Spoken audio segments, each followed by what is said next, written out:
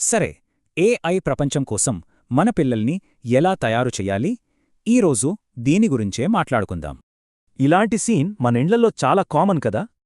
అవును, ఎందుకంటే ప్రపంచం చాలా వేగంగా మారిపోతోంది. ఆర్టిఫిషియల్ ఇంటెలిజెన్స్, రోబోటిక్స్ లాంటివి ఇప్పటికే మన జీవితాల్లోకి వచ్చేశాయి. అందుకే ఇప్పుడు కొత్త రకం స్కిల్స్ చాలా అవసరం. స్కూల్లో చదువుకి బయట ప్రపంచానికి మధ్య గ్యాప్ బాగా పెరిగిపోతోంది. మరి ఈ మార్కులు ర్యాంకులు వాళ్ళని ఫ్యూచర్కి రెడీ చేయగలవా? ఈ స్కిల్స్ గ్యాప్ని తగ్గించడానికి ప్రాక్టికల్ లెర్నింగ్ చాలా అవసరం. ఇక్కడే వస్తోంది విద్యోదయం రోబోటిక్స్. వీళ్ళది ఒక డిఫరెంట్ అప్రోచ్.